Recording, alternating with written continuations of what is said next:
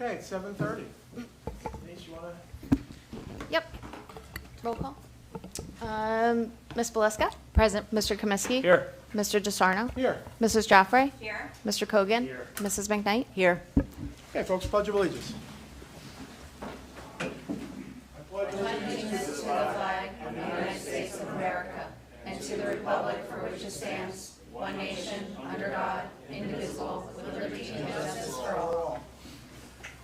Well, thank you for joining here in person, and folks at home, I understand the Mets game is 6-0 right now. If there's any change, we'll let you know. Otherwise, stick with us.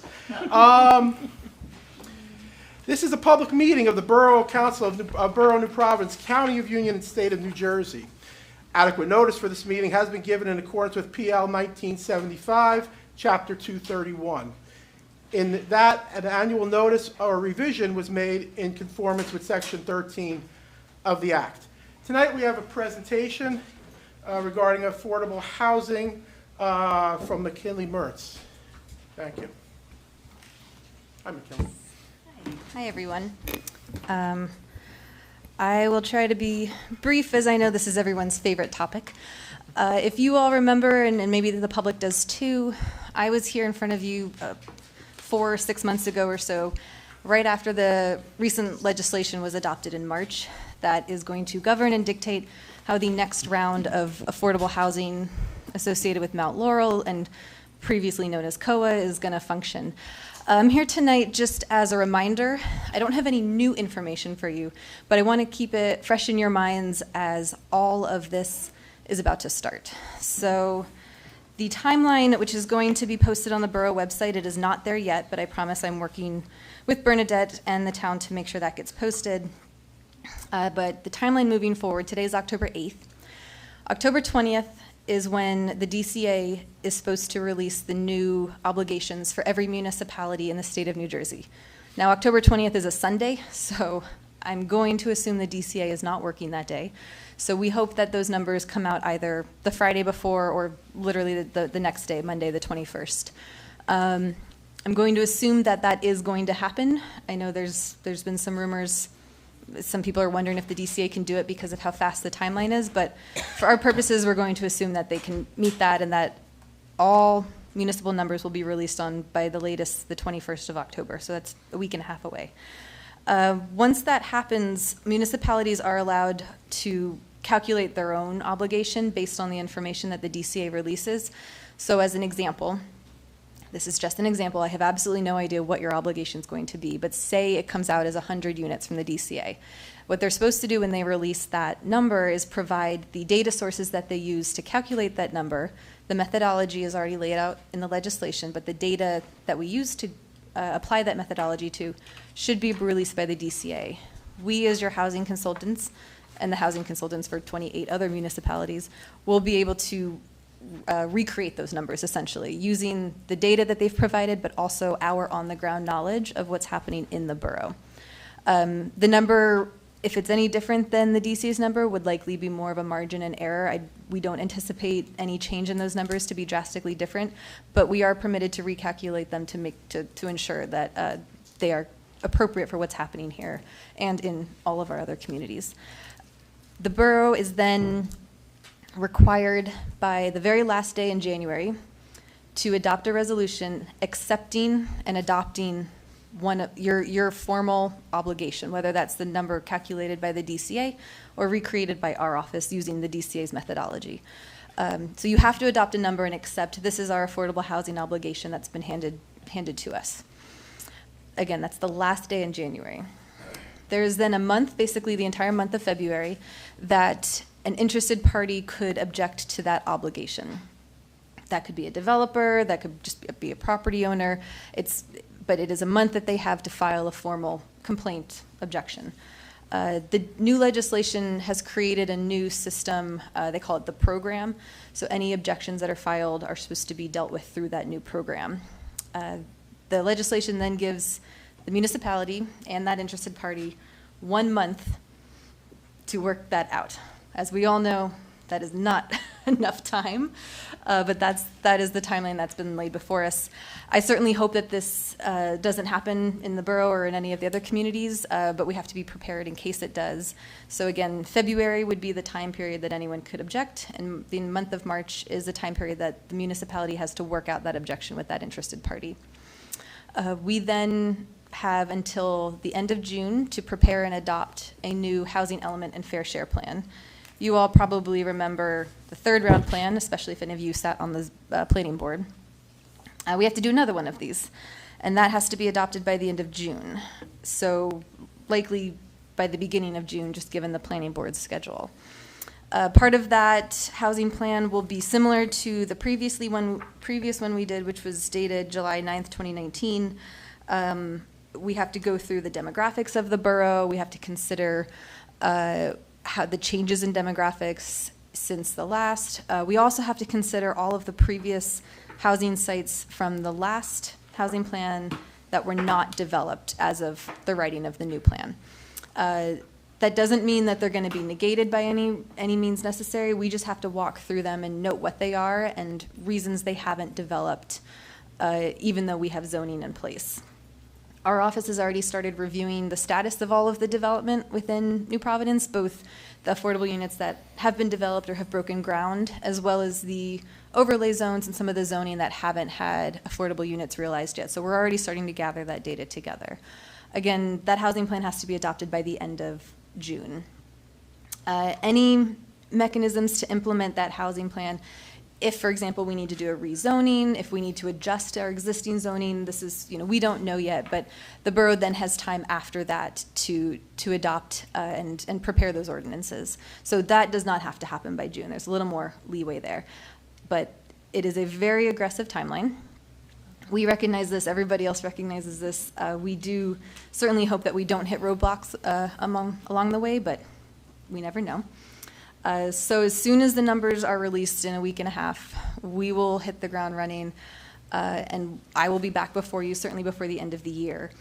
In past rounds, the borough has prepared what's called a vacant land adjustment, which recognizes that the borough is completely built out. You are a fully developed municipality, and any development that comes in is going to be through infill development or demolition and rebuild. There was a vacant land adjustment prepared in, I believe, 1989. We did one in 2015 and one in 2017. We will do one again this time. So whatever number is your assigned number, the number that you as the council adopt, will be adjusted based on the amount of vacant land available. I want to be clear, though, again, using the example of, and again, totally an example, I do not know what your obligation is going to be, but if it's 100, we would evaluate the vacant land, so that means whatever land is vacant, available, and developable, and it would produce what's called a realistic development potential, which is what we've looked to in the past. The third round realistic development potential was 52 units. We met that through the overlay zoning and some other smaller mechanisms. But that's, once we know what these numbers are, that's when we'll start to develop the mechanisms for meeting them. So I'm not here tonight to propose anything because we don't know yet. We're not prepared to do that, but that's what you and the public and the planning board should be prepared for moving forward as we get those numbers. McKinley, I want to thank you for that. That's very helpful that you outlined that detailed process. Quick question, the vacant land adjustment, does that get applied at the time where we adopt the number in January, or is that later in June? That's a really good question, and I actually just spoke to our council about it beforehand because there's been some conflicting information out there. Mr. Rizzo's reading and our office's reading of the legislation is that the number that's adopted at the end of January is the overarching obligation number. We then prepare the vacant land adjustment, which produces that realistic development potential as part of the housing element and fair share plan component. So we would have until that's adopted, basically in June, to come up with that number. One other question. You're not going to do much sleeping, I guess. I mean, we have to worry about one town, which is a big thing. Obviously, we want feedback from the public. You're doing it for, you said 20, a number of. We have about 25 affordable housing towns our office represents, so yeah. Busy couple months Yeah. ahead of you. We have a lot of associates we've warned ahead of time to get ready. So. I'm sure. It's your busy season. Any questions? I definitely appreciate you checking your commas and decimals and making sure that there's no mistakes there, but. Absolutely. As far as timing, like, we said it's obviously very aggressive. Is there any communications or potential delays in this process? We've asked a lot of attorneys. I know a lot of attorneys have asked the higher-ups. So far, the DCA, the state, has indicated there's no change. There's not going to be a change in the timeline for this process. Some of the more pessimistic attorneys I've spoken with thinks it's all going to fall apart as soon as January happens. I'd like to be a little more optimistic that we'll be able to meet these timelines, but as of right now, there's not any indication that they're going to give any kind of break for them. I would think we'd obviously need to move forward, assuming it's Absolutely. gonna happen. Yes. Okay. Working with you on the planning board for the last, decade or Yeah. so, I'm fully confident that you'll be able to get us over the finish line, so thank you very much, appreciate all. Thank you for Can I that. ask, what happens if, I'm fully confident in you, your firm, and our borough, but what would happen if it didn't, we didn't get there? I don't, from our perspective, we will get you where you need to be. If there's a broader issue, I could see potentially being broader issues in other parts of the state with this. I'm going to have to defer to our great legal minds. I don't think right now there is any program set up within the legislation for the what ifs you don't meet this. There are certain, as was in the third round with the JOR, the Judgment of Compliance and Repose, if you didn't have that, you were vulnerable to the builder's remedy lawsuits. I do believe there are positions in place like that where you would lose your immunity. I know especially if you don't make the January deadline and the June deadline, it puts your immunity in jeopardy. Some of the other smaller ones along the way, I'm not sure if there's been, my understanding is not specific repercussions laid out. I know there's a lot of municipalities, even around us, that Yeah. are actively fighting it and going through, court, and just wondering if they're I'll going say, to throw the towel in. we've always, Al says this all the time, right? We've Yeah. always met our obligation. Absolutely. And I don't think we're not gonna meet our obligation here either. Mm-hmm. I think maybe to your question is more on a macro basis, right? Yeah. What whether or not Yeah. things blow up, 'Cause you the- know. Exactly. The borough, you guys are you're gonna meet the timelines. I have no doubt about it. Matt, to your point, I think we could see it, larger issues in other parts of the state that might have, ramifications across the board. That might have a ripple down effect. It could. It That's could. all I'm saying. It's Yeah. Like, if it really starts to blow up in other places, maybe they'll start to reconsider. I don't know, but who And knows? we all are considering, and certainly some of us are speculating about what could happen there, but I'll say never, yeah, there's always a potential, so, but for now in front of you, these are the dates, they're not gonna change. I can guarantee we will meet them for the Borough of New Providence. And we've always been very diligent in Yes. ensuring that we've always fulfilled our obligations, so there should be no reason why we don't continue with such. Yeah, I agree. I would say not only meet the obligations, but like you said, due diligence in the process of recalculating the commitment or the number, as well as presenting a proposal that's done in a thoughtful and mindful way. So, Absolutely. Yeah, absolutely. Thank you. All right, Thank you so thank you. I'll see you guys in a few weeks when, Great. when this all comes out. Thank you for taking the time to come and, just make sure our residents are up to date with what we can with us. Absolutely. And you know what, that reminds me, I just want to repeat for anyone in the public here who's listening, the timeline that I just laid out will be on the borough's website. We are working to get that posted. The borough already has an affordable housing tab, and an FAQ has been up there for a while now, so we're going to add to that with that timeline that I just laid out. So that will be available for everybody. Thank you. Thank you so much. Thank you. Very much for your time. Okay, next I want to thank Police Chief Hen for joining us this evening. He's going to be providing us a public safety update. Chief Hen?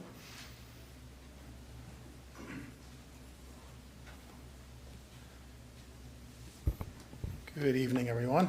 Nice to see you. I think importantly, I wanted to just stop at the council meeting this evening to discuss what was not perceived, but was a scary incident that took place in the area of Princeton Drive. Princeton Drive, for those who may not be familiar, is off of 2 streets off of Union Avenue, close to the 78 corridor, the Diamond Hill corridor. What was initially reported at about 7 a.m., we had what people commonly refer to as a home invasion. So home invasion is not a legal statute, but a combination of several different things, which is generally a burglary that takes place. And in this case, a robbery took place at the same time with the unauthorized entrance into the home. Through our investigation, we found that the incident probably took place a little bit earlier than 7 a.m., maybe about 6:45. Still under the slight cover of darkness, but it's like with a 20-minute window right there, it becomes daylight. The person who was home at the time was awake when an intruder entered the home through the front door and brandished what they believe to be a firearm. Our officers have done an investigation to this point and feel as though everything that's been reported by the victim has been credible, and are in the process of following up all their investigative leads that we have, following up with neighbors, following up with area homes with surveillance systems, utilizing our intelligence system, and most recently we've been in contact with the FBI's major crime units to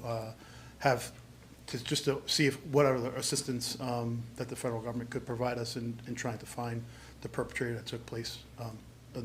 That took place. What we do know, it was a dark-colored sedan. The cameras footage that we have of vehicles in the area kind of match either a dark or some type of sedan that was 2 or 4 doors. It's kind of tough to tell in some of the images that we've been able to see, and even at that point, we're not convinced at this point of which vehicles could or could not be involved. So it's still part of the ongoing investigation, but as a mechanism to get in front of the public and discuss this, because this is an uncharacteristic type of event that takes place in the Borough of New Providence, I think it's important to be transparent with everybody to let them know. Not only does law require it, which is why we issue those press releases right away to let them know what's going on, but what we don't want people to be is feeling unsafe in their own homes. As I mentioned, it's an unnormal event that did take place. It's not uncommon for the borough to engage with a burglary or motor vehicle thefts. We do hear those, we see those in neighboring jurisdictions. With a lot of I'm not going to particularly blame a lot of the changes, but in how we treat criminals within the state, but there certainly is recidivism that takes place in a lot of this crime that takes place. So with that being said, the act of an armed robbery is it's for most intents and purposes, it's a second-degree crime punishable up by 15 to 20 years in prison. So we take these very seriously. Obviously, we take all crime very seriously, but crime against a person is something very serious and very personal to the people of this borough. So I wanted to let the public know that our officers are out there. Our officers are vigilant in what they're doing every day. We're utilizing technology to the best capability that we can. This council has supported the mission of the police department by funding us through our LPR initiatives, our personnel initiatives. You allow us to do the job that we can do to prevent the most amount of crime that we can. With any city and any jurisdiction in the state, we're not immune from it. And what part of my job here is to remind the public that there are certain things that they can do to mitigate themselves. The biggest issue is, the two biggest issues, without getting into a very expensive ask, is locking your doors and turning on lights. Those two things will help stave off any potential crime by persons who are looking to do harm on your property. Property maintenance is a really big issue too. I think that it's really important for your home to be lived in, or to appear to be lived in. So not only are we using timers on our lights, we're leaving our exterior lights on, but we're cutting grass, and we're making sure that the garbage cans aren't staying out the roadway. Mail's not stacking up, and just because you may use a different entrance in your home, and it's just not front of mind. But those little small things can help, on top of the fact that security systems and alarm systems and video cameras are all really great mechanisms to help us after the fact. Sometimes they're a deterrent. On the cover of darkness, they're a little difficult to see, but they certainly help us in doing our job. And anecdotally to that, I always like to stress to people, it's really great to have a Ring system or a Google system or a Simply Say system, however, insert name there, right? But the cost of having the ability to see that footage is the camera themselves are useless without being able to see what happened. So, it's usually a little incremental cost to make sure that you can get 30 days worth of footage out of your video footage. And, I ask that if you're willing to share that information with the police department, please, if you're gonna go, if you're gonna go out there and spend the money on these cameras, spend the money on the storage also, because oftentimes we run into, people who just may have active surveillance, but not necessarily active longevity on the stuff that they're capturing, so. But, like I said, our officers are out there every single day, right? We're a 24/7, 365 operation. We have our patrol division's job, which is the backbone of this agency, is to be out there, to be visible, to, they're in uniform, they're in marked units, they're participating in joint sessions with the Union County Prosecutor's Office to do crime type of events that spike up. So I just want to let the public know that we are out there and we are doing our job to try and do the best we can to provide the service to the borough. Chief, I want to thank you. First, the tips that you provided were great, and having enough storage capacity, that's a great tip. I didn't think of that.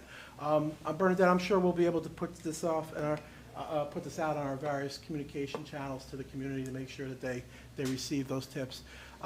Listen, your department provides this town with an amazing service that we're also appreciative. But I think it says a lot about you as a person this evening, for you to come here and realize there was concern with our citizens and help to put their mind at ease. So from a human standpoint and a compassion standpoint, I express my appreciation for your coming here today and telling us about this. I appreciate that, Councilman. And, I will tell you, I live in town, and I as a personally, my home is in like what I call the black hole. It's like in between two street lights. And I just have at the time, a few years ago, I just had the typical little one light underneath my front door. And 2 years ago, I decided to go on to Amazon, and I bought one of those little LED lights that have the capability to really light up the front of my house. And it's not a light that stays up on until, it's time for everybody to go to bed. It stays on all night. The driveway light stays on all night. The side light stays on all night. It's a decision that I made, 2 years ago, that we weren't just going to shut down my house at night and everybody's going to go to sleep. It was an opportunity to make sure that my house stayed well lit. I think it's important because it's a little incremental thing that I think that a homeowner can do to just, I don't want to say pass the victimization someplace else, but somebody else, they're going to, crimes like this are crimes of opportunity. And a crime of opportunity, you have to try and mitigate your opportunity the best you can, and I think those are the types of things that can do to help you as a resident, so. Chief, I'd like to add two things. On your website, because I know I've signed up for both of these programs, you have the video surveillance program, so people that have the Ring cameras, Nest, they can register with the police department. Sometimes investigation time is of the essence, so Yep. you might get that data right away or much quicker access to the Yeah, and surveillance data. I appreciate you bringing that up, because it doesn't cost anything to go in there, and all you're really just telling us is that, hey, I have something, and I'm willing to give it to you if you're looking for it.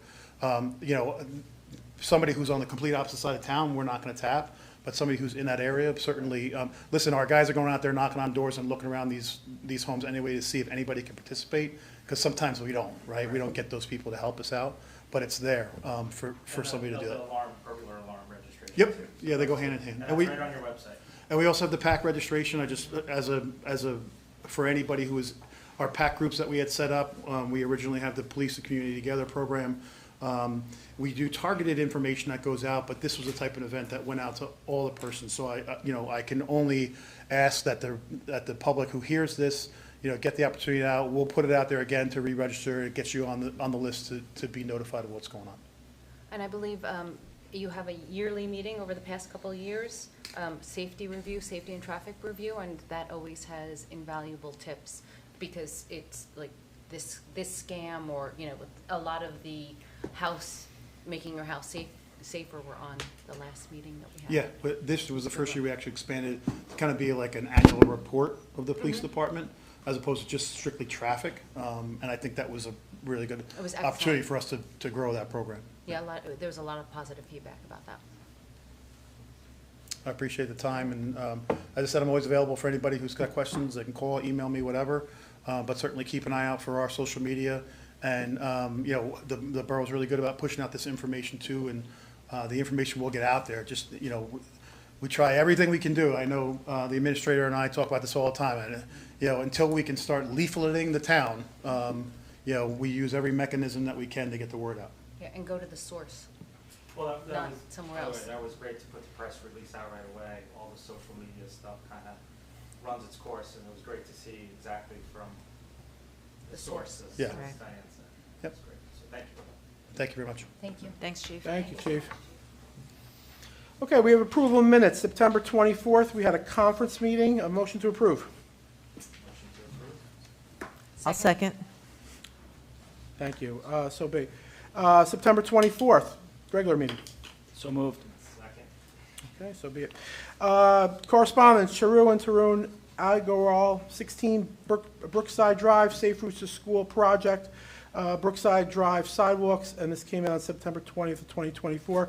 They're expressing some concerns regarding the proposed sidewalks on Brookside Drive.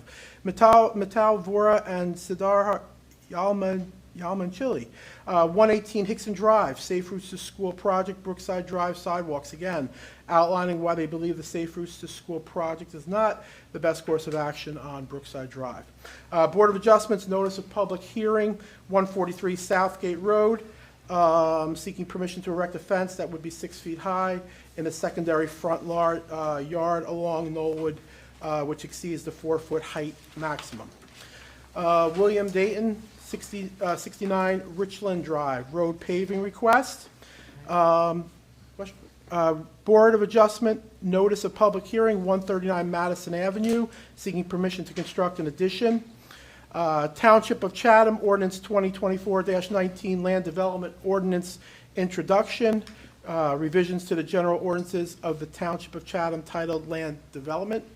JCP&L, public hearing 2022 and 2023 SBC filing, providing notice of public hearing on October 15th at 4:30 and 5:30 for the public to present their views. County of Union Action Plan Advisory Committee meeting for Safe Routes to School for All grant. Union County has been awarded a Safe Streets for All grant, SS4A, and will hold a kickoff meeting on October 8th at 10:30 a.m. in Cranford.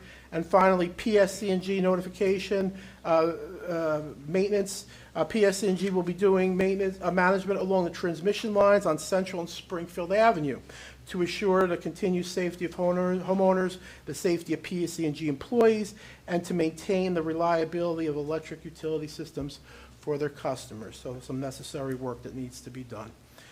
Okay, council business, administration, Councilwoman McKnight. Thank you. We have Resolution 2024-277, and this is a resolution authorizing agreement between the Borough of New Providence and Cam Hing LLC, located at 700 Central Avenue in New Providence. Basically, what this agreement is allowing the residents that will be voting at the firehouse to be able to park in the adjacent lot there at 700 Central. Make it easy for our voters to get over to the firehouse.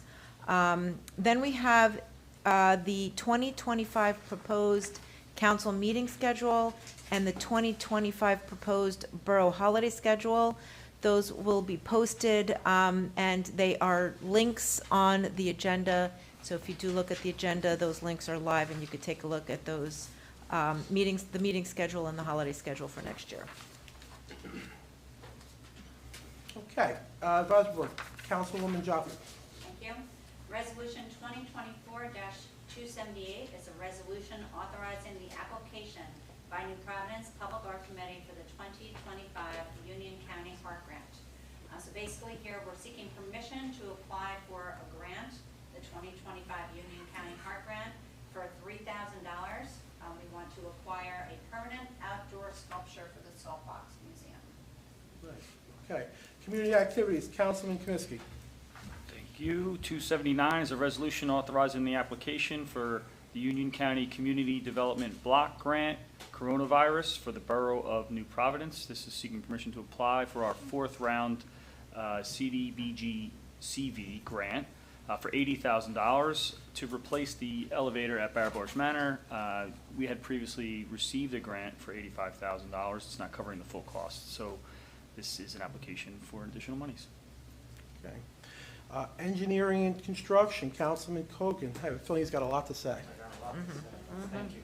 Resolution 280, so it's a big one. Resolution accepting bids and awarding contract to Diaco Contracting Inc., DBA grade construction for the project commonly known as the Community Pool Bridge Replacement in an amount of $285,461.51. So we had 28 vendors that wanted to bid on this project. We received 8 bids.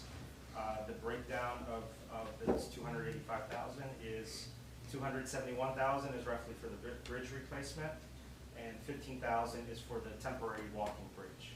So now that that's being awarded, the next step is obviously meeting with all the key players, whether it's the Board of Education, the community pool, all the people that are impacted by the closure of the bridge, even though we will have pedestrian traffic at all times. But now we've got to get everybody in the community that has a say in this involved. So that's going to be the next step in this project. Resolution 2024-281, resolution accepting proposal of Collier's Engineering and Design for the construction administration services related to the project, known as the Community Pool Bridge Project Replacement.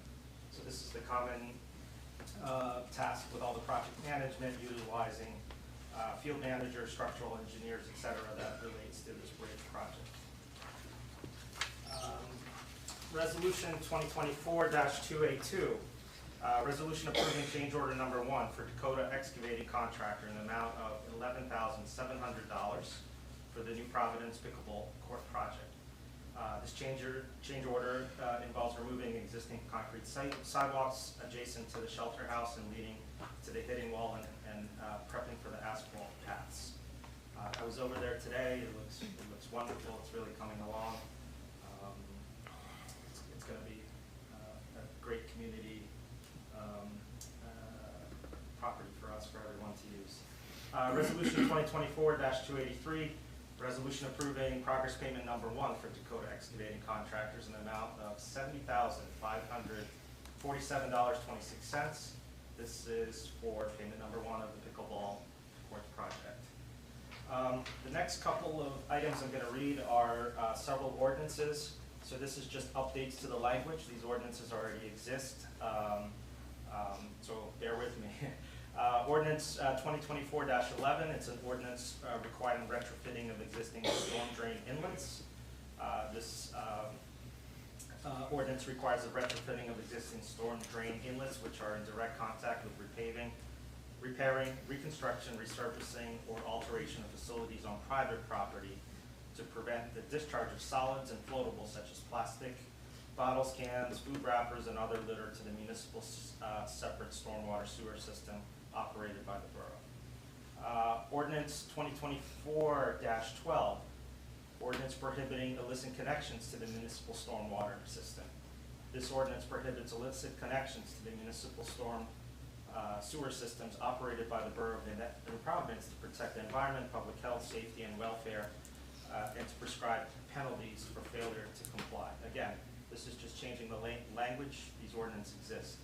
Ordinance 2024-13, ordinance establishing regulations for proper management of residential yard waste, just as it reads. Ordinance 2024-14, ordinance prohibiting the feeding of unconfined wildlife in any public location. Ordinance 2024-15, ordinance establishing requirements for the disposal of pet solid waste. Ordinance 2024-16, ordinance establishing requirements to control littering. And the last one, ordinance 2024-17, stormwater ordinance. This is an update to an existing ordinance to comply with the borough's Tier A permit. This update's requested by the New Jersey DEP. are minor in nature, include, but are not limited to removing indirect language, updated links, and 1 or 2 additional charts. Okay. Thank you, Councilman Cogan. Councilwoman Belisca, Finance. Thank you. Resolution 2024-284 is a resolution authorizing the payment of our bills payable list in the amount of $2,006,706.56. A lot of sixes. Of this, significant items include our Board of Ed payment for the October school tax levy in the amount of $1,451,618. Our Horizon Healthcare October medical payments in the amount of $125,775 and change. Our New Providence Library October appropriation in the amount of $98,258 and change. And Councilman Cogan already said this, but it's $70,547 to Dakota Excavating for progress payment number 1. Resolution 2024-285 is a resolution approving the filing of CY 2024 SFY 2025 Best Practices Inventory Questionnaire.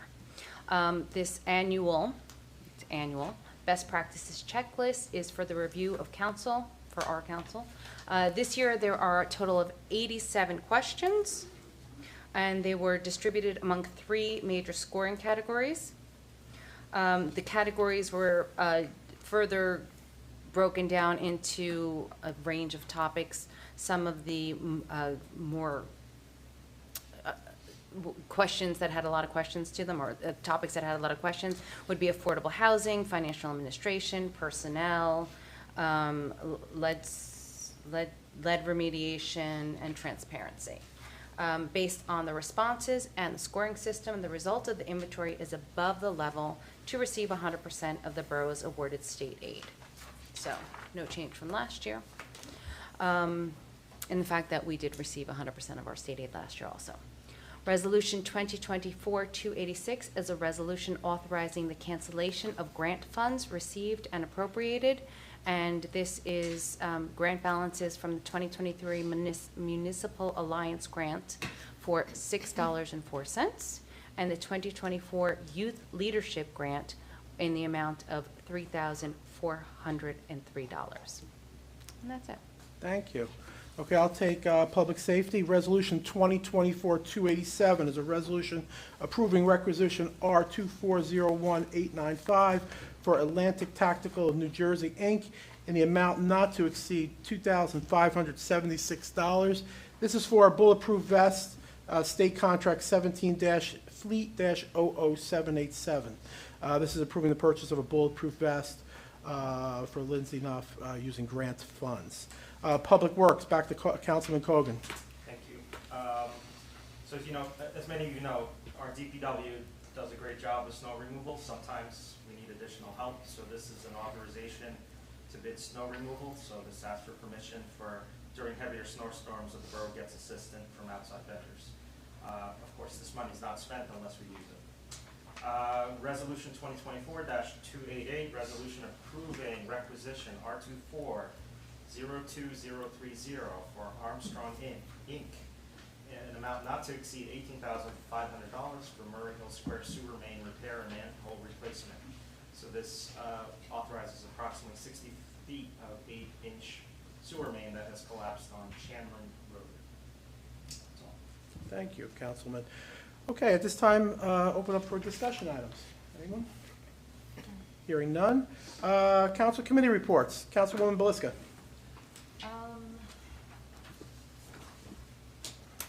The only thing that I really have to say is that we have a little letter here from Revolution, New Jersey, and it says, "Congratulations on the Borough of New Providence becoming a Revolution, New Jersey community." So we are on our way. We filed that paperwork, and now we just have to continue. So things are moving along. Very good. Councilman Comiskey. So our fall programs are in full swing. Winter basketball signups are open now, so if you're looking to play youth basketball in the winter, go to our website. The walking path, Bernadette, was completed, correct? Bernadette? The only phase that's not completed is in front of the pickleball courts. By the courts, where the courts are And finished. they'll do those after the courts are finished. So I've heard a few people took some strolls already there, and we're loving the new path, so that's great. Like we said earlier, the You pickleball, approve, Lisa? the pickleball courts are in process, so Bernadette can give an update on that. Columbus Day, we have a camp for Columbus Day, so Blaze basketball for first and second grade, so there's also going to be some soccer and some tennis and some robotics camps, so you can check those out as well. And you can go to Community Pass to sign up for those. That's it. Okay. I think we all attended this weekend the PBA Car Show, which Chief Hen, great job with you and your team. Every year it just seems to grow, gets better and better, and I know personally speaking, my father and mother live in town. It's an event that I've been attending with my father each year, and it's something we really look forward to. So great job. It was a beautiful day, and I thought it was wonderful, and I think a good time was had by all. You know, I would just add, you know, obviously there's a lot of people in our nation that are hurting right now. With the natural disasters, with the hurricane that impacted North Carolina and the one that's they're bracing for in Florida. So I think we all just keep those folks in our thoughts and try to offer whatever assistance we can. Councilwoman Joffrey. Thank you. So tomorrow we are having our, kind of our first Municipal Alliance meeting of the year. That program kind of operates during the school year, so we will have more reports. Stay tuned on that. Beautification Committee, maybe if any of you are on social media, you will see that we are once again promoting our signs that are for sale. They're a great method of, they're reflective numbers with a very nice black, what is that substance, like black wrought iron? Yeah. Wrought iron sign with the reflective numbers on it.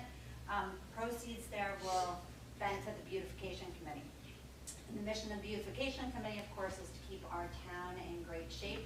Most notably, right now, we are working on gathering funds to once again put up holiday lights in Centennial Park to make the town festive. So if you don't already have a sign, please look into getting one.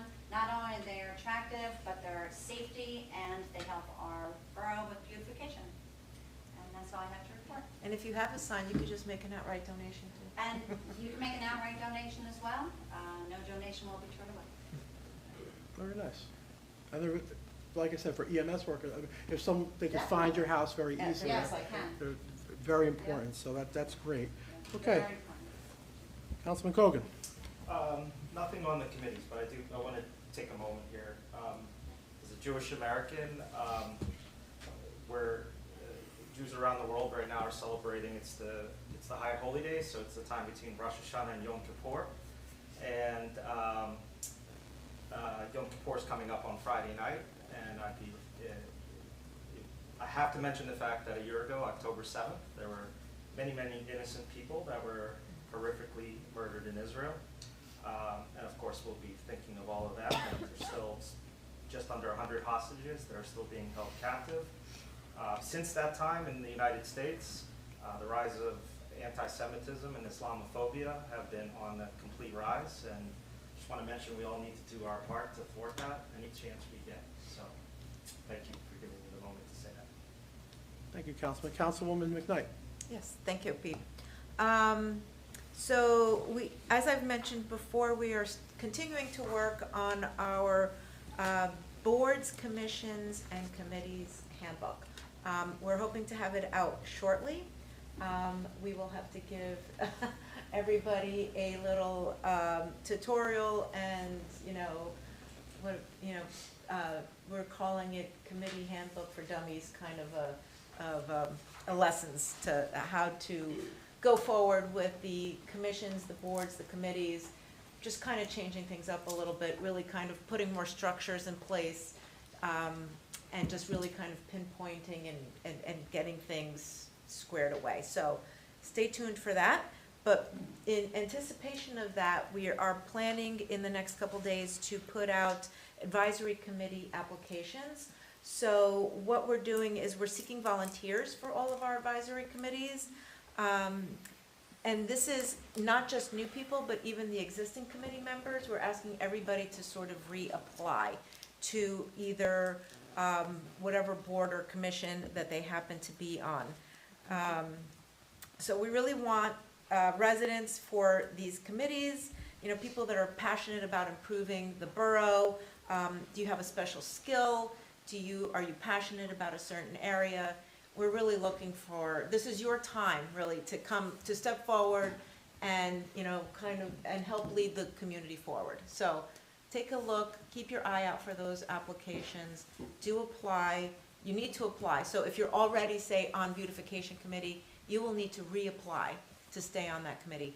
We will then go through all the applications, and at the reorg, we will appoint members to all those committees. So just to clarify, right, so it's just more streamlining the process, Yes. right? We have roles of people who have volunteered over the years. Some have moved away, right? And they're still sitting on some of these Yes. lists potentially.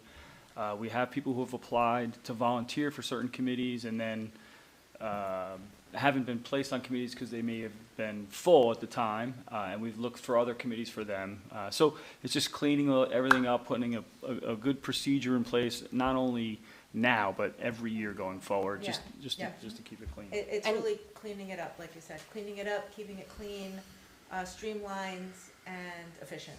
And a lot of this is not new, it's just going to be in one spot, Right. so. Actually, Consistency and efficiency. And so another thing that I wanted to add is that the deadline for the applications will be the end of November. So it is a short window, so November 8th. November 8th, and beginning of November. Yeah, so about a month. And I just to, also add, right? The volunteers in the community are really the backbone, right? And drive a lot of things that, a lot of the initiatives that we may take on as a council or as administration. So there are opportunities for others to participate who may not, have felt the need or know people that are on the committee, and the committees may have a lot of people and things of that nature. So it's a really good opportunity for us to look at, fresh eyes and just look at people that want to participate in our committees that really do help us, determine the direction of some of the things that we do during the year. So it's important. Well said, and a big thank you to Councilwoman McKnight, Councilwoman Joffrey, our Borough Administrator, for taking on that challenge. And Diane. Oh, I apologize, Diane, Councilwoman Belisca. I mean, that's a heavy lift. It's good. It's a great thing. It's definitely going to benefit us going forward to bring that together. And as Councilman Kaminsky just said, harness the passions, the skills of our residents. That in conjunction with our professionals, our employees, council. That's the magic of the town, having that all work together. Our many volunteer organizations. That all makes this town what it is. So thank you for that. That's great work. Yeah. Can I add Sure, a couple please do. things? I am remiss, I did not mention the Historical Society is having their fall program on Thursday. That's on the website. Thursday is also the Board of Ed forum, candidate forum. And we would be very remiss in not mentioning that the New Providence Volunteer Fire Department is having their open house on Saturday. Great, I'm happy you brought that up, yes. Which would be this Saturday at the fire department, and I think it's like 10 to 2 or something or other. It was fantastic last year. It was their first one, and remember, they're volunteers, so any donations are appreciated. And correct me if I'm wrong, Bernadette, our trunk or treat is on 10/19 at the pool parking lot? And cemetery tours also, because I think that's before our next meeting, 10/20. There should be a couple more cemetery tours. And I believe the pumpkin contest goes along with the trunk or treat as well. That's correct. On the 19th in the pool parking lot. Many different categories by age, et cetera, so it's definitely a highlight. Thank you for bringing that up. A lot of important dates there. Thank you very much. Okay, our borough, I'm sorry? Yeah, no, our Borough Administrator report, Borough Administrator Cacaro. Thank you. So I am happy to report that CRJ has completed the pipe work on South Street. So both phases of that project are now done. The variable message boards and the access equipment have been removed. Yay. And we are beginning to schedule curb work, sidewalks, and paving restoration. The borough will be meeting with New Jersey American Water, CRJ Contracting, and the paving company next week, along with Mohammed Stewart from the county. He is the Bureau Chief of Inspections Division of Public Works, to discuss micro mill limits and/or the actual final restoration of the street, depending on how they feel the settling has settled. Along with that update from New Jersey American Water, our representative let me know that Persistent Construction had reached out to him today to schedule the cut and caps of the water main that runs across the Passaic Street Bridge, and they anticipate removing the deck on that bridge in December. So there's movement. I know we've all been waiting for something to come across, so that was emailed to me today. Just a reminder, Maple Street is scheduled to be paved on November 7th and 8th during the school closure. Alex, for you, the charging station make-ready work was completed today, when we're currently soliciting pricing for the installation of a unit over there. A rapid flashing system at Academy and Springfield Avenue was replaced this week as well. I just want to make note that a lot of times we know that something isn't working, but the parts are not readily available. So we know that that wasn't working for quite a few weeks, but we were waiting for it to come in. It wasn't that it wasn't ordered. Dakota Excavating is also moving along on the pickleball courts. They're waiting for the light stations to come in from Musco Lighting. Once they come in, they'll set those, and I believe they're also waiting for an electrical inspection. So they're moving along over there. The footings were done. Were they? Yeah. And then last but not least, I want to let you know that Chief Henn, the mayor, and myself attended the county SS4A meeting today in Cranford. The county and the city of Elizabeth applied for and received grant funding for the purpose of putting together a improvement plan for roadway improvement plan for the county. And the whole purpose of that would be to reduce fatalities, enhance safety, mobility, and quality of life for residents, and develop a county-wide safety action plan. Once the county's action plan is finished, each municipality within the county will also get a copy. That's all I have.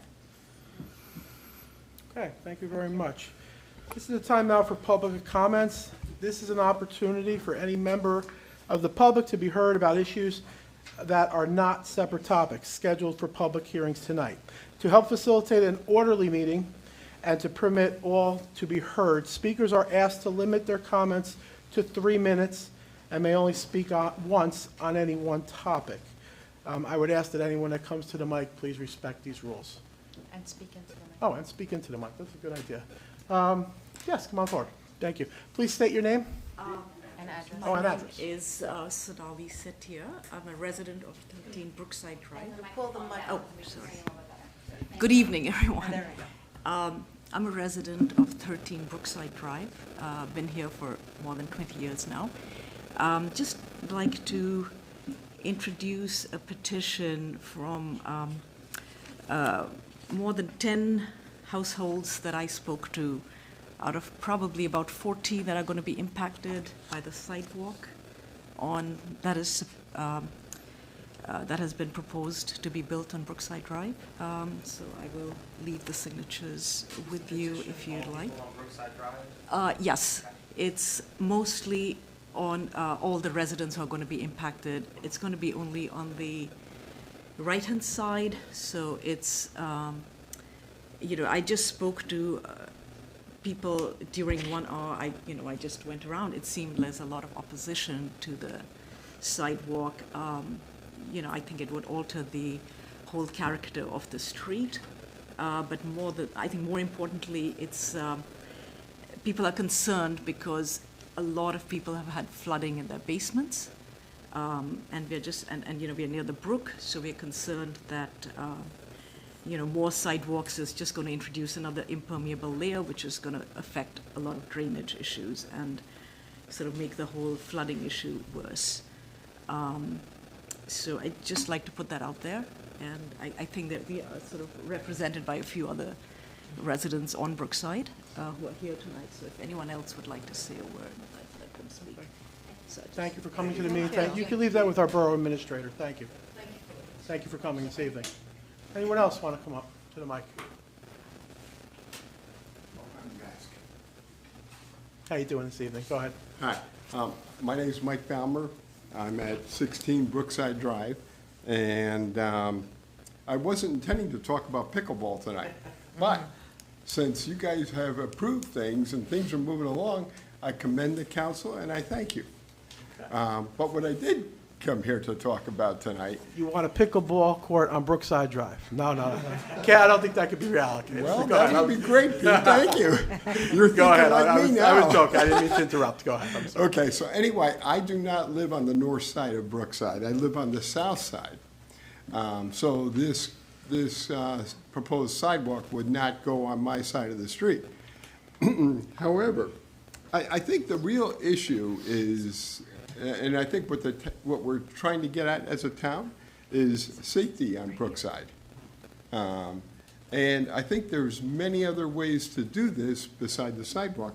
But the thing I think that it would be most effective would be one of those signs that I guess the police department puts out that tells the residents how fast they're going on the street. At this point, from what I see, most of the cars that come from, and I live close to the Hickson side, so far away from Saltbrook, but most of the cars that are coming from Saltbrook never make it down to the Hickson side of Brookside. They turn off on Glenbrook or, I think it is Glenbrook or Badgley, one of the two, usually Glenbrook.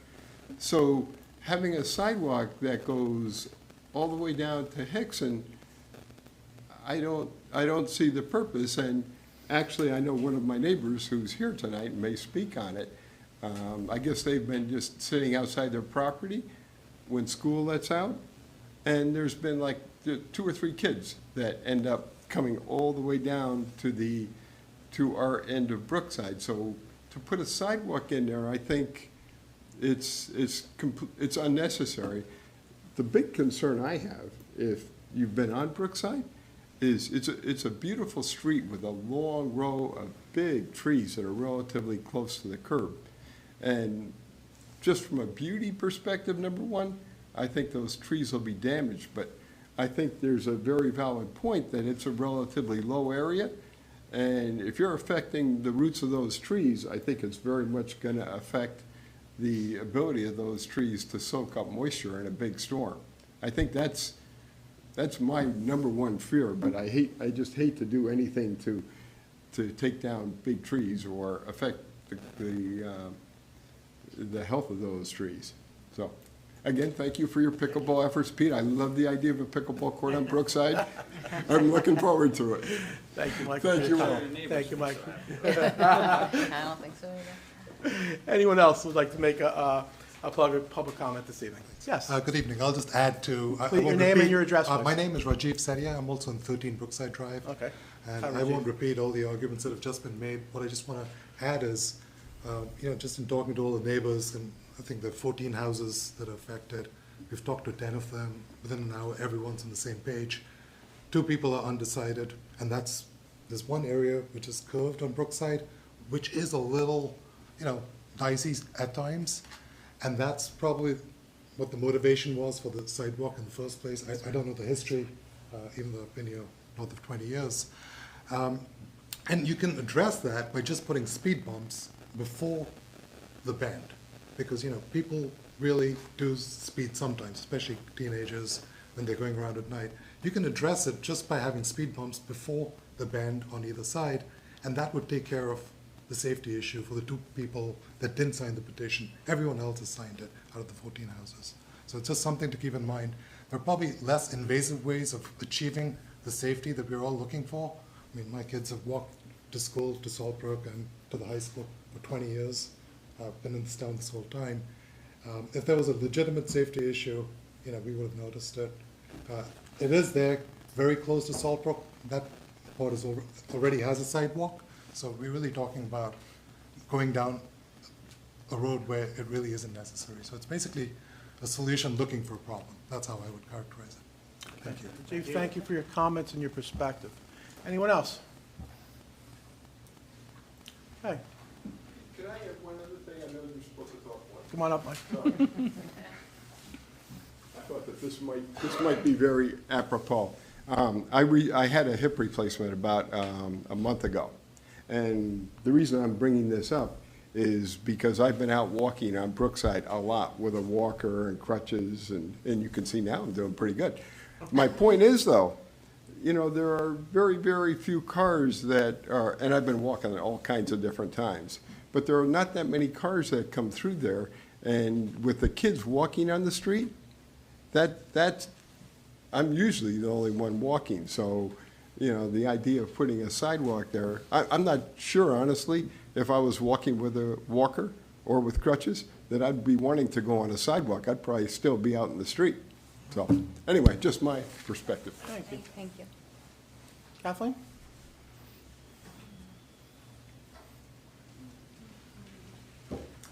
Someone left a phone. Okay. Does that solve the crime, Dan?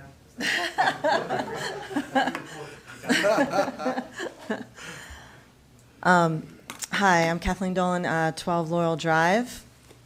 I've been studying the master plan, and I just wanted to bring up a few items that are on the master plan. I think it's expected to be revised in 2025, so it's coming up. But this is the most recent version, which is called a re-examination report that was produced in 2017. So some of the issues that I wanted to raise are relevant to some things that have been brought up already tonight. In one of the sections about recommendations, there is item 5, which says, encourage the creation of public safety task force in partnership with the New Providence Borough Police Department, the Board of Ed, and other key stakeholders as identified, to develop recommendations for improving overall circulation as well as pedestrian and traffic safety. This recommendation remains valid. The Borough Council does have a public safety committee. It is recommended that opportunities to integrate additional stakeholders be pursued as identified. So in light of, obviously, the armed robbery that just occurred, that's not a traffic issue, a pedestrian safety issue, but it sort of begs the question of whether or not the borough would consider sort of expanding the Public Safety Committee to include residents and Board of Ed members and others who have a stake in the safety of the town. So I don't know if you want to comment on that, but there's a couple of other things in here that I've questions about too. Joe, you want to continue and then we'll comment? Okay, sure. So one of them is about encouraging the development of a circulation system that accounts for roadways, mass transit, pedestrian bicycle routes, and commercial retail facilities. It says this objective remains valid and should continue to be addressed. While the borough has pursued ad hoc pedestrian improvements, a complete streets policy has yet to be adopted as a statement that solidifies borough support for multimodal transit planning. So I don't know, is there such a complete streets policy in place here in New Providence? Well, I think one thing I think we want to talk about at this point is the fact that, and it's Chief Henn, I'm looking at you as far as we've had multiple public hearings as far as traffic safety over the years, and in order to get public feedback, and that was brought into our traffic safety. our traffic safety experts would then look and evaluate those things. So I think many times over the years, if I'm not mistaken, we've looked for public feedback, and that seems to address, I think, what they're looking for with regard to traffic safety as well as a circulation system, as you mentioned. Can I add anything else? Dan, do you have anything you want to possibly add to that? I know basically you did come up with that master plan for traffic and such that we review every year. Yeah, And that open we've forums that we've had and things of that nature. And the Yeah, so, meetings that we have every yeah, year. come on up to the mic. And I think that actually covers the first one too, with public safety. Yeah. Just for clarification on the Public Safety Committee, I just want to be clear, the Public Safety Committee is a committee created by ordinance for police oversight. It's not a committee that's designed to have a public task force, to say. So while I respect every member of public, of the council, my direct reports are Councilman Comiskey, Councilman DeSarno, and the mayor. They make up the Public Safety Committee. They have the legal authority over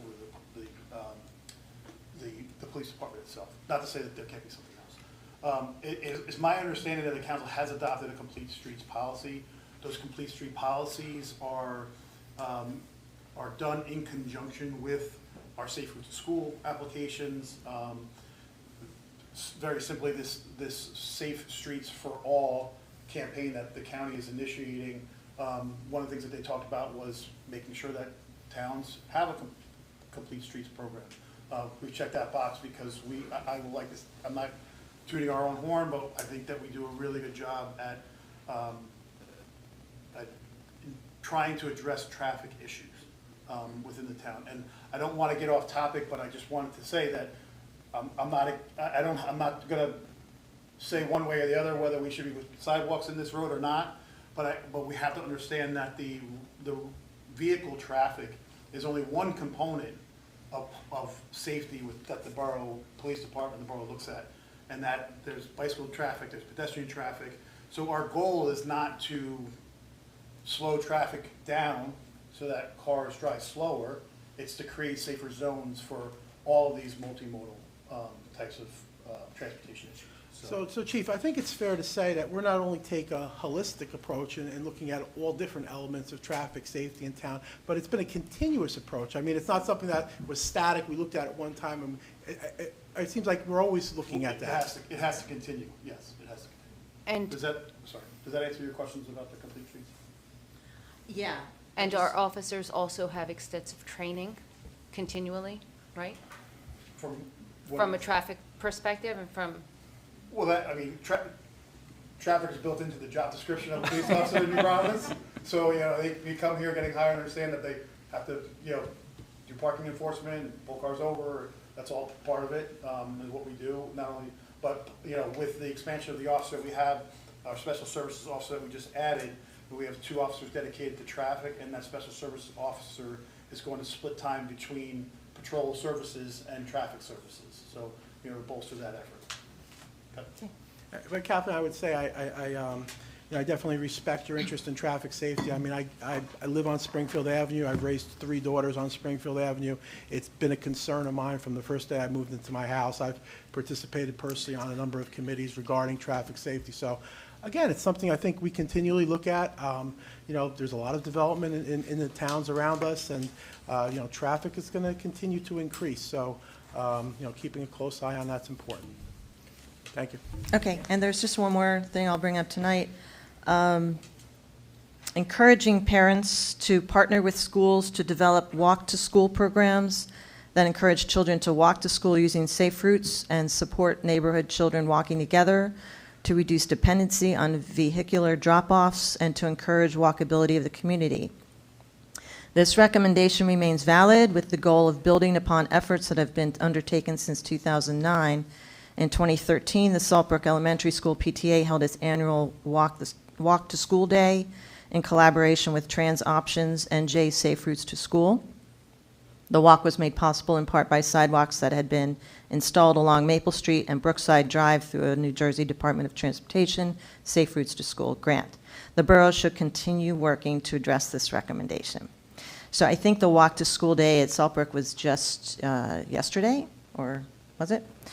So is there one happening at Roberts? How is this being sort of built out within the town? I was asked the other day, is there a map of like nice walking routes within town? And there's the walking path around the pool, but there doesn't seem to be like a New Providence map you can pull out and say, hey, here's all the walking trails that people can use.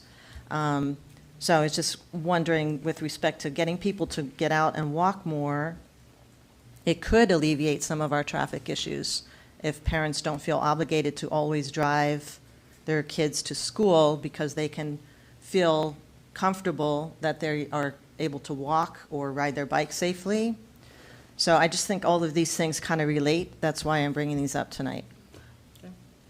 Thank you. Thank you for your comment. Okay.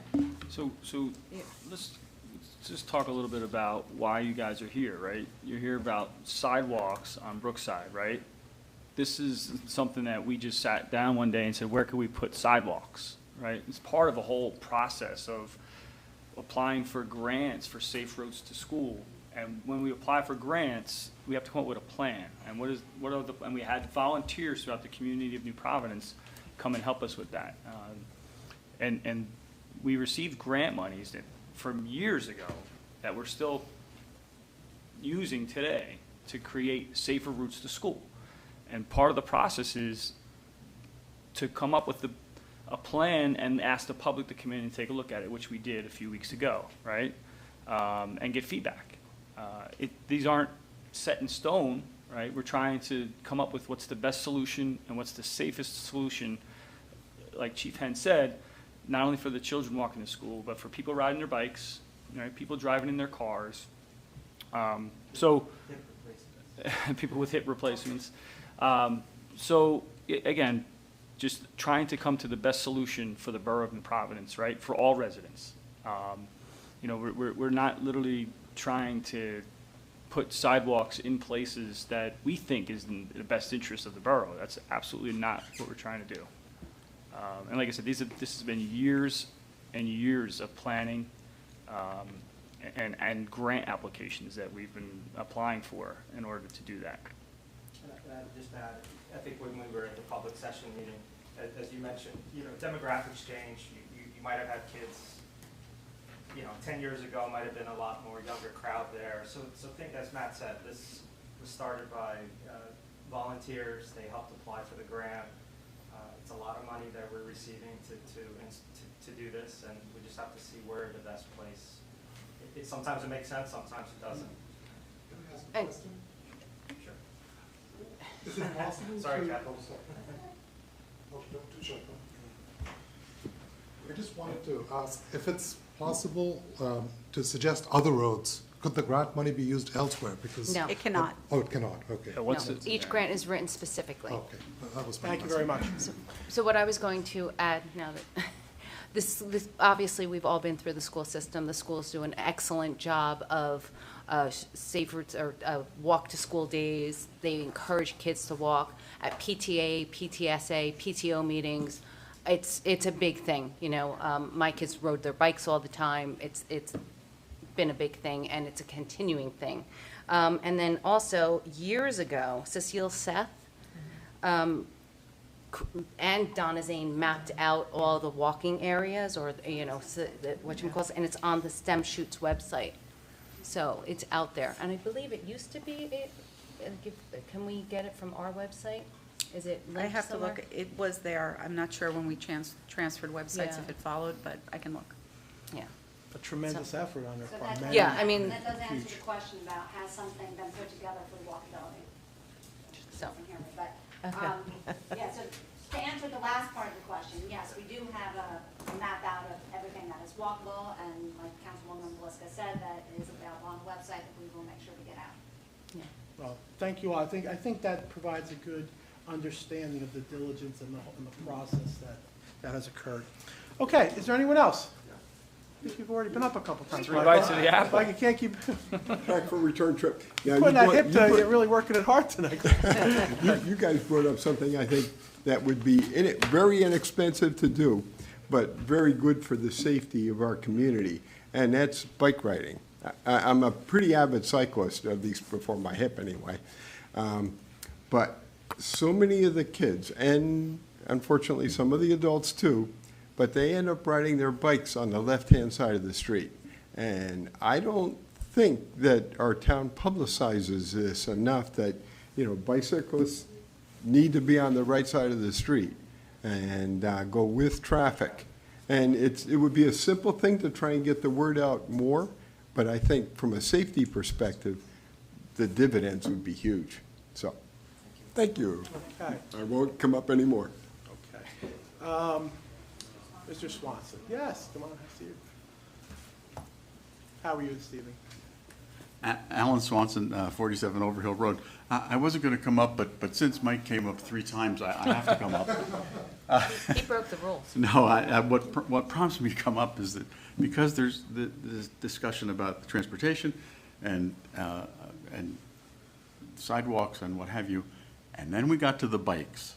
So because you're having this conversation, I'm going to reiterate, if we could just put a couple of signs out that say share the road for bikes. I mean, they're all over the state, but not in New Providence.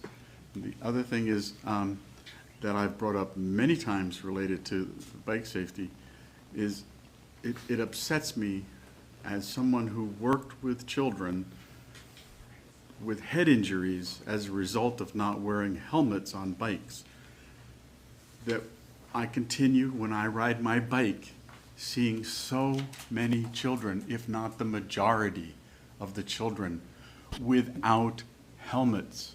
And Chief Henn, I have mentioned here in the past that it would be great if when the officers are riding by Starbucks and there's a whole group of children there on their bicycles with no helmets, I don't think the police should go in and throw them in the back of the car and arrest them, but perhaps they could stop by and say, the law says that, you're under 17, you need to wear a helmet.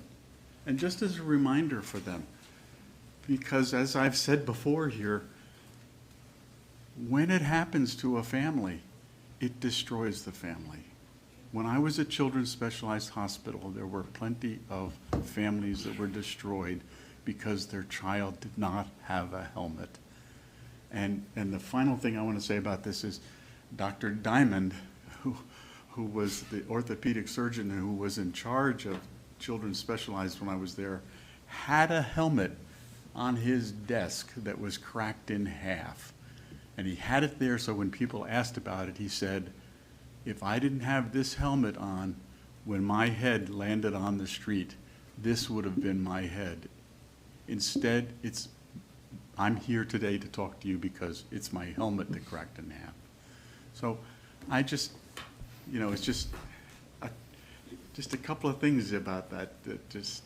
Well, thank you, Mr. Swanson. I feel your passion for this, and I appreciate the message you're delivering and the importance of taking bike advantage safety of the and wearing discussion helmets, tonight. especially we're seeing more and more, like you said, bikes on the road every day, especially the electric ones. So thank you.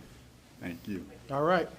Just to remind all of us, the grammar schools, again, do an amazing job. I believe in the 3rd grade, they have a bike rodeo, and they do go over all the safety rules and such, and helmets and such. It should be more. It should be more than just 3rd grade. Okay. Anyone else from the audience? Yes, come on up to the mic. Thank you. Hello. I'm Lori Kloss. I live at 25 Brookside Drive, and I'm here tonight because I wanted to voice my concerns about the sidewalks being put on Brookside Drive on my side of the street. I know a lot of the things that we've went over is, a big concern is our sump pumps, and I've lived in New Providence for over 60 years, and that has always been a huge issue.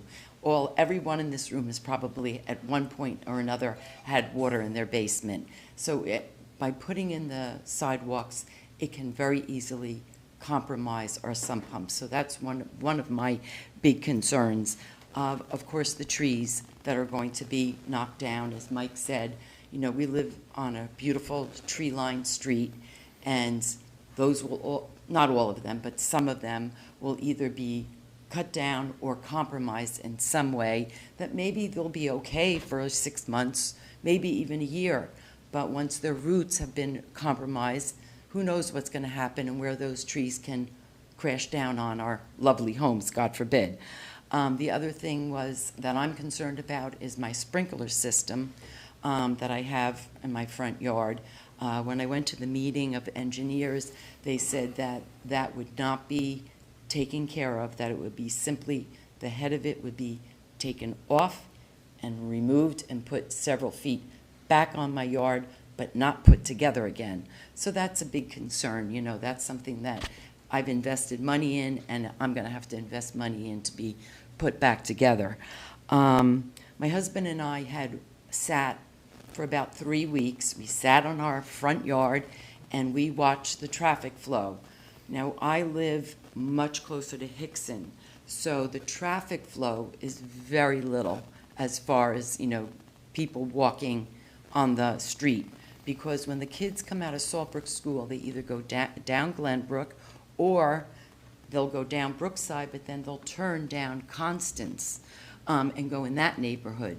So very little foot traffic goes from Constance to Hickson.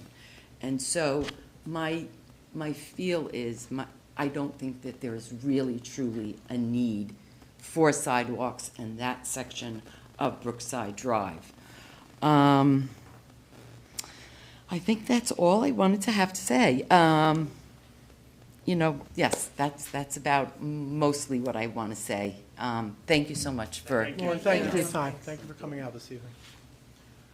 Okay, I don't see anyone else who would like to make a public comment. Let's move on to approving the agenda. Motion to approve items 1 through 20. So moved. I'll second that. Okay. Denise? Ms. Belisca? Aye. Mr. Kaminsky? Aye. Mr. DeSarno? Aye. Mrs. Joffrey? Yes. Mr. Kogan? Mrs. McKnight? Yes. Okay, great meeting. Motion to adjourn. So moved. Second. Aye. Aye. All right, good night, folks.